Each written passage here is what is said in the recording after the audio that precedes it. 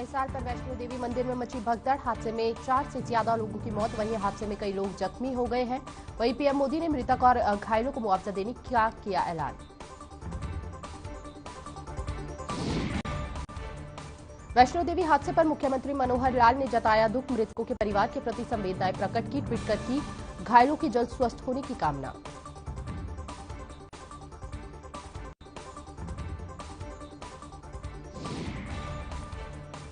तो शाम के डाडम गांव की माइंस में पहाड़ खिसकने से हुआ हादसा। पहाड़ के नीचे कई मजदूरों के दबे होने की आशंका। बचाव कार्य में जुटा प्रशासन और खनन विभाग।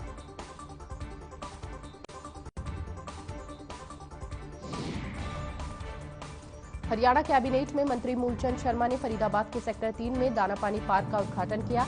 इस मौके पर मूलचंद शर्मा ने विरोधियों पर जमकर निशाना साधा।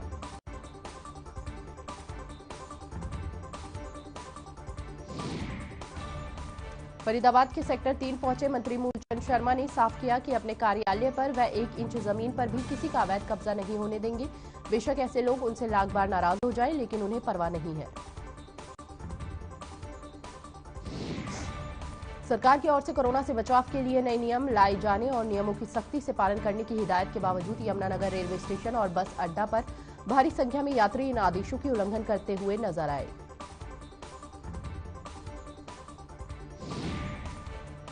यमुनानगर बस अड्डा और रेलवे स्टेशन पर भारी संख्या में यात्री बिना मास्क और बिना दोनों वैक्सीनेशन के लिए बस अड्डे पर आते और यात्रा करते नजर आए।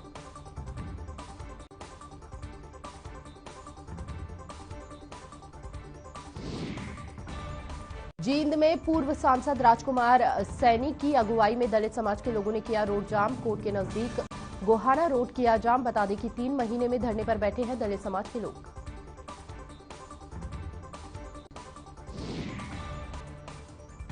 छातर और खापड़ गांव में दलितों के बहिष्कार मामले में जींद कोर्ट के सामने दलित समाज के लोग चला रहे कई महीनों से धरना। स्थिति को देखते हुए डीएसपी धर्मवीर और 2 एसएचओ मौके पर पहुंचकर भारी पुलिस बल मौके पर तैनात की। झज्जर जिले की क्राइम ब्रांच पुलिस ने छारा गांव के कुख्यात बदमाश विकी उर्फ कालिया को गिरफ्तार कर लिया है। बता दें कि कालिया के खिलाफ रोहतक, सोनीपत और झज्जर जिले में लूटपाट, फिरौती और जान से मारने की कोशिश के लगभग दर्जन भर मामले दर्ज है। तो शाम के डाडम गांव में हुए हादसे पर गृह मंत्री अनिल विज ने ट्वीट कर दुख जताया है। साथ ही 4 लोगों की मौत की पुष्टि भी की है। विज ने लिखा कि भिवानी में माइनिंग साइट पर जो हादसा हुआ उससे मैं बहुत दुखी हूं। चरखी दादरी शहर में अति जैविक खेती, उर्वरकता और वातावरण को स्वच्छ रखने के उद्देश्य से संजीवनी माटी किसान उत्पादन संगठन की ओर से एक प्लांट स्थापित किया गया, जिसका मुख्य उद्देश्य सिटी वेस्ट को मूल्यवान खाद बनाकर किसानों की आमदनी को बढ़ाना है। देश के 5वें बड़े धाम हिसार के अग्रोहा धाम में नववर्ष 2022 के आगमन पर भव्य धार्मिक, आध्यात्मिक और सांस्कृतिक कार्यक्रम आयोजित किया गया। अग्रोहा विकास ट्रस्ट अग्रोहा धाम के राष्ट्रीय अध्यक्ष बजरंग दास गर्ग ने कार्यक्रम में की शिरकत। आम आदमी पार्टी के निर्माणाधीन कार्यालय बाड़डा में पार्टी के पदाधिकारियों की एक महत्वपूर्ण मीटिंग का आयोजन किया गया। हल्का अध्यक्ष राकेश चांदवास की अध्यक्षता में हुई बैठक में कार्यकर्ताओं ने विचार विमर्श किया। पानीपत असंध पर देर रात तेज गति से आ रही कार ने रेलवे और ब्रिज की ग्रिल में मारी टक्कर। कार के अगले हिस्से के उड़े पर कच्चे तो साथ ही ग्रिल हुई चकनाचूर। हालांकि गनीमत रही कि कोई जानी नुकसान नहीं हुआ। गुरु श्री गोविंद सिंह जी महाराज का प्रवेश उत्सव इंद्री में बड़ी श्रद्धा और धूमधाम से मनाया गया। इस मौके पर शहर में नगर कीर्तन का आयोजन किया गया। नगर कीर्तन में गतका और तलवारबाजी में जौहर भी दिखाए गए। प्रकाश पर्व पर आयोजित कीर्तन श्री गुरुद्वारा साहिब जी से शुरू होता हुआ शहर के विभिन्न मार्गों से होकर वापस गुरुद्वारे साहिब पहुंचा। कीर्तन में इंद्री के विधायक रामकुमार कश्यप ने पहुंचकर पंच प्यारों को सरोपा भेंट किया। देशभर में एकमात्र रेवाड़ी लोको हेरिटेज फिर से गुलजार नजर आया। जहां नववर्ष के जश्न पर लोगों ने स्टीम इंजन के इतिहास की जानकारी ली, वहीं बच्चों ने टॉय ट्रेन का लुत्फ भी उठाया।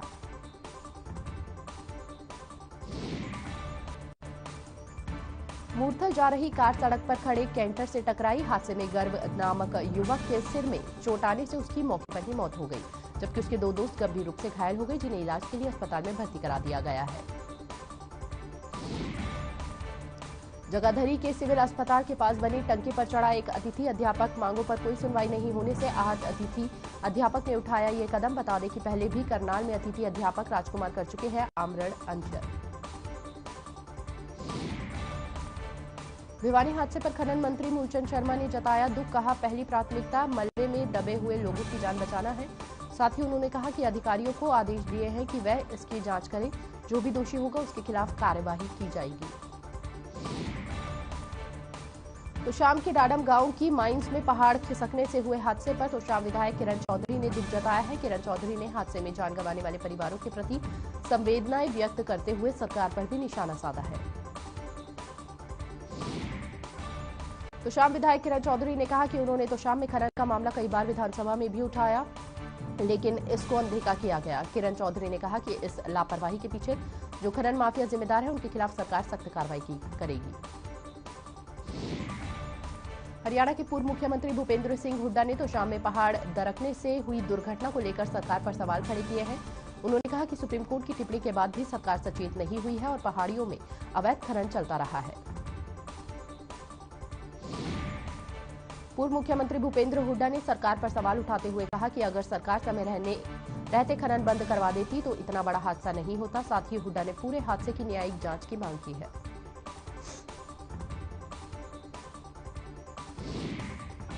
नववर्ष की पहली सुबह मौसम ने अंबाला वासियों को दिया घनी धुंध का तोहफा।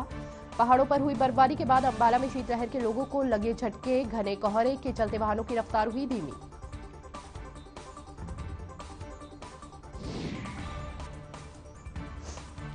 कैथल के आरकेएसडी कॉलेज में प्रिंसिपल पर महिला की लज्जा का अनादर करने के आरोप में एफआईआर दर्ज। कुछ दिन पहले छात्राओं के सेमिनार आयोजन करने वाले कॉलेज गई थी महिला को नकली कहने तथा उसके साथ बदतमीजी करने का आरोप।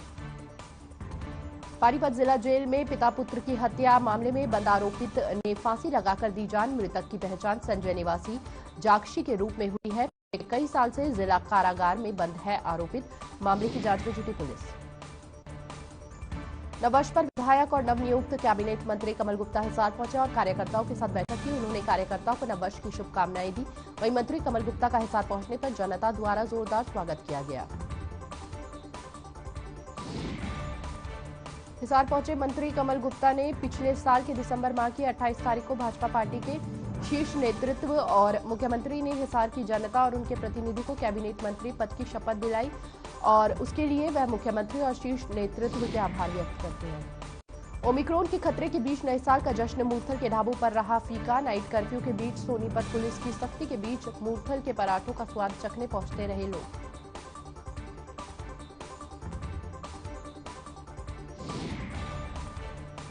गुरुग्राम में पुलिस और साइबर सेल ने कार्रवाई करते हुए गुम हुए 150 मोबाइल फोन को ढूंढने में सफलता हासिल की, जिनकी कीमत करीब 30 लाख रुपए है। वहीं पुलिस और साइबर सेल ने फोन मालिकों को बुलाकर नए साल पर उनके फोन वापस किए।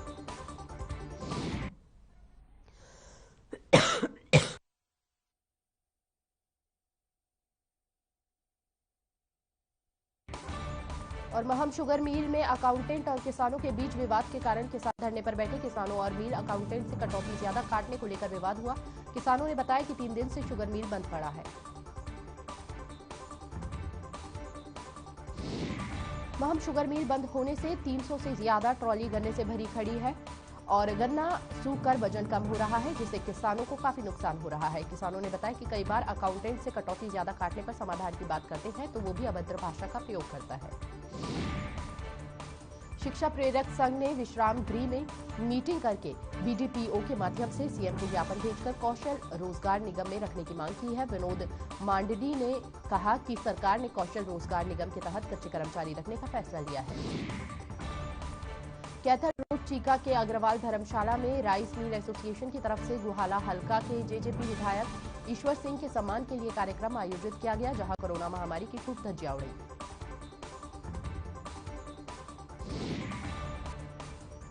ओमिक्रॉन के बढ़ते खतरे को देखते हुए जींद प्रशासन ने बड़ा फैसला लिया है। 1 जनवरी से जिन लोगों ने कोविड की दोनों डोज नहीं लग पाई है वो रोडवेज बस में सफर नहीं कर पाएंगे।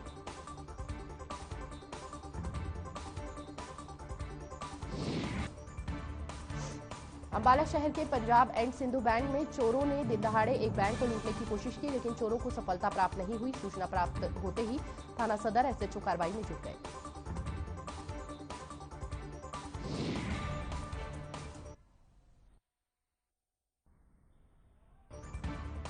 रेवाड़ी पुलिस ने एक ऐसे गिरोह के गुर्गे को काबू किया है जिसका काम स्नैचिंग की हुई सोने की चेन को गलाकर सोना बेचने का था। इसके साथ ही सोने की गलाई करने वाले टेस्टिंग लैब के संचालक को भी गिरफ्तार कर लिया गया है।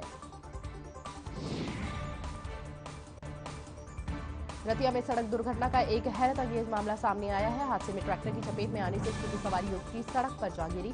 गनीमत रही हेलमेट पहने होने के चलते युवती की जान बच गई। हादसे की सीसीटीवी फुटेज देखकर आप हैरान हो जाएंगे। यमुनानगर बस स्टैंड पर मनाया गया नववर्ष बधाई समारोह। कार्यक्रम में मुख्य अतिथि के रूप में यमुनानगर विधायक घनश्याम दास अरोड़ा और जिला अध्यक्ष राजेश सप्रा भी मौजूद रहे।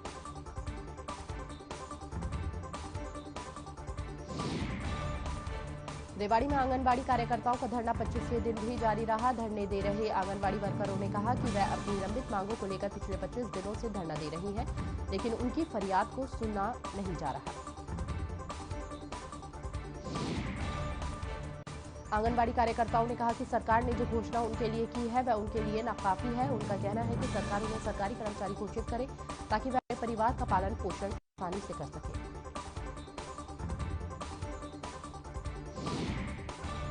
पानीपत में कोरोना फिर से अपने पैर पसारने लगा है। जिले में बीते 24 घंटे में 8 नए कोरोना केस दर्ज किए गए। 2 मरीजों को सिविल अस्पताल में भर्ती कराया गया। 7 महीने बाद एक दिन में कोरोना के 8 केस सामने आने के बाद स्वास्थ्य विभाग भी सतर्क हो गया। पानीपत जिले में जनवरी से कोरोना के नियम भी सख्ती से लागू कर दिए गए हैं। जिन लोगों को वैक्सीन नहीं लगी होगी उन लोगों की सार्वजनिक जगहों पर एंट्री को बैन कर दिया गया है।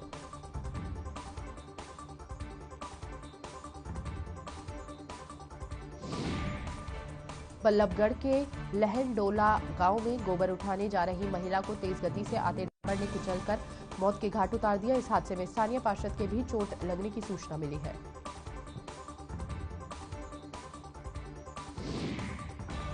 हादसे से गुस्साए लोगों ने रोड को जाम कर दिया है। वहीं मौके पर पहुंची पुलिस ने शव को पोस्टमार्टम के लिए बादशाह खान अस्पताल की मोर्चरी में रखवा दिया है और गांव वालों को आश्वासन दिया कि दोषी को जल्द गिरफ्तार कर लिया जाएगा।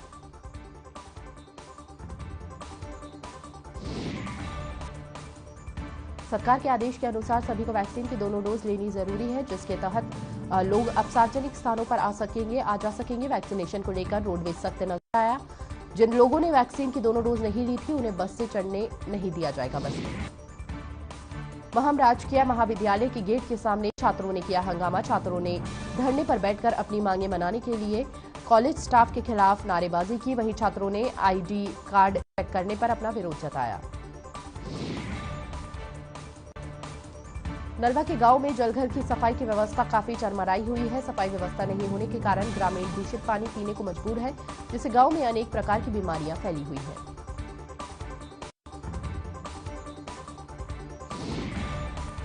नलवा गांव के लोग जलघर की सफाई की समस्या को बार बार संबंधित अधिकारियों को सूचना दे चुके हैं, लेकिन कोई भी इस समस्या की तरफ ध्यान नहीं दे रहा है, जिससे ग्रामीण दूषित पानी पीने को मजबूर है।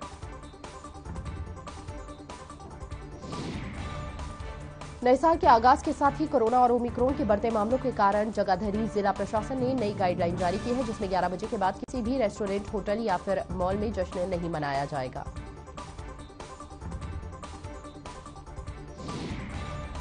दिल्ली से सटे साइबर सिटी गुरुग्राम में जहां एक तरफ एमजी रोड पर 11 बजते ही सन्नाटा छा गया, वहीं दूसरी तरफ गुरुग्राम के सेक्टर 29 में 11 बजने के बाद भी लोग पुलिस के सामने ही मस्ती करते नजर आए।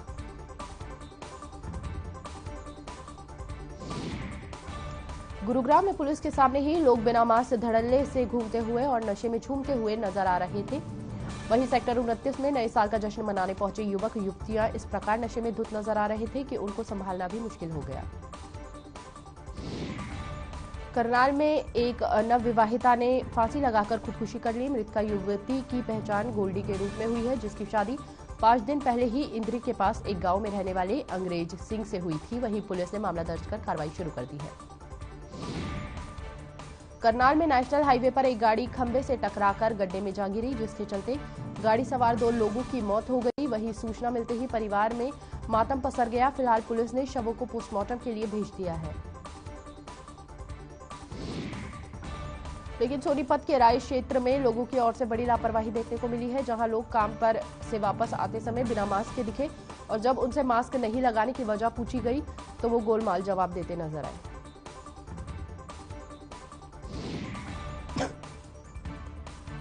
नरवाना के नागरिक अस्पताल में एक बार फिर हंगामा हुआ। पदार्थ खेड़ा गांव के एक युवक की इलाज के दौरान अग्रोहा मेडिकल कॉलेज में मौत हुई।